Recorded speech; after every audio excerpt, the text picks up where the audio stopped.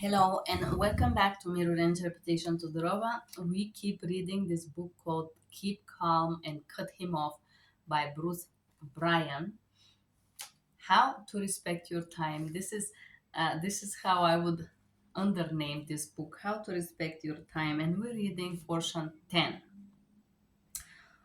Forcing yourself not to contact or reply to him will give you the headspace you need to access your own mistakes and not to your self awareness when dealing with men. Before you can attain total clarity over a breakup or rejection, your emotional attachment to that relationship will have to have a cool it off to some extent. You need to be free of his present interactions with you so that it doesn't dilute your own self assessments regarding the relationship. Obviously, the best way to cool yourself off of a guy and your past relationship with him is to ensure that he stays out of your life for as long as necessary. This is why going silent on him for a period of time, or perhaps it indefinitely, is so useful and important. The fact is, the more emotionally attached we are to someone, the easier is it is for us to be convinced of their value and virtue in the presence of recent information that only reinforces the good stuff. Even when we know on some level that someone isn't all that right for us, it's easy for us to make allowances for them and to second guess our own misjudging of their present actions appear in earnest. In other words, you will find that some relationships are especially hard to let go of, not because they were good relationships, but because the guy in question is just really good at emotionally distancing you from the depth and magnitude of his flaws. This is all this is all the more reason why you need to put some distance between you and Mr. Heartbreaker. Chasing a contact with him will eventually allow you to fully perceive his flaws, and over time, it will give you an opportunity to cool off of him. Without this distancing, attention and affectionate word of endearment, such as when he texts things, hey, just wanted to say, I have been missing you a lot, you will be in a much better position to think clearly about what happened and even more importantly, how you can use what happened as a learning experience to become a better woman. With the clarity you gain after cooling off of a guy, you can then properly assess and take ownership of the discussions you made concerning your interactions with him. The big benefit here is that it will free you from developing a victim mentality where an individual rarely, if ever, becomes aware of or takes responsibility for the role they play in their own misfortunes.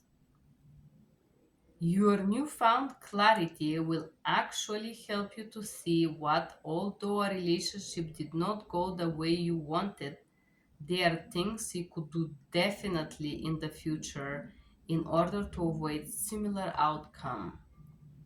This may of this way of thinking is actually extremely empowering for a woman because it will grow your self-awareness when dealing with men. thus making it less likely that you will make the same mistake or allow guys to mistreat you in the future. I think the beauty of this chapter or this little portion is that when you cut off someone that treats you badly, it indeed it hurts. Like the first maybe few weeks, your brain is like a little child, like crying. I want pain. I want attention. I want this person. I want him to talk to me. I just want to clear. I just want to talk. I just want to be on the same page. I just want to clarify. We women's, I do have this. It's like I am this little needy child. I want to talk to him. I want to know. I want to understand now, now, now, now. And it's like this little child inside of you that is crying and it's kind of begging. It's begging because your emotional attachment to this person is now struggling. You feel the pain of the distance, and as a females, we struggle with changes. Our emotional system gets triggered. New person trigger us, chopping off a person trigger us as well. So we have this yelling inside of us. We want to talk, we want to clear, but we just wanted a closure, and so on. And we are so focused on this needy feeling of this needy searching the other person or wanting the other person to bring some clarity to our mind. And this is because we are still fighting the reality. We are fighting how this person treats us. We do not accept yet. We are like in this little fantasy of wanting to find a good, plausible explanation of why this person. Sometimes people don't reject us clearly. Very often nowadays they don't have the balls to say it was fun, I don't feel like talking. They would pretend that they want to talk to you, and they would. I met someone not long ago and he would try to kind of drag me and hook me to wait. I just want to have like 2 minutes conversation, and he would want to prolong it, and there would be eventually we gonna talk. I will try to talk to his friend and he's gonna be like, no, she gotta talk to me directly. But when I call, he would not respond, and he would try to drag me into chase him and call him and call him. And I've been there in my past, and I was able to see through this, and how unattractive is that, and how lack of manly is that, and how immature is that. I'm asking you to talk to me for 5 minutes, and instead of that, you want me to chase you and drag this, prolong it. I don't want to talk to you after 2 weeks. I don't want to. I don't know if I want to talk to you after a month. I needed to talk to you now. And if you now, today, you want to play this game of prolonging this need of mine of clarity, well, bye. I gotta say, you don't deserve my. I don't want to suffer tomorrow. Why drag this? Why struggle? And if somebody is like this today, why suffer with that?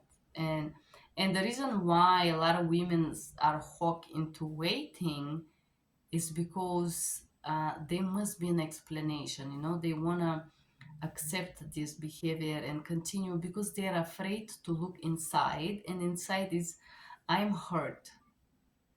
This behavior is hurtful, and what this person doing does hurt me, and this is fucked up, and I don't like this, and but I want to excuse it because I'm afraid to drop this person off. I'm afraid to chop it off. I must be a bad person if I chop it off. I must be like a puppy for the man. I have to wait and beg and cry for months because he's a great looking guy and a lot of women want him.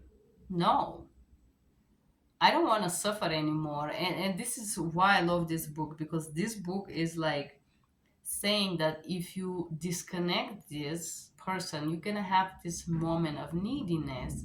However, with time, when you overcome the emotional pain of the separation, you would stop idealizing this person and you would start to see the errors of this person and his lack of humanity, lack of maturity, lack of things. You're gonna be able to see it clear.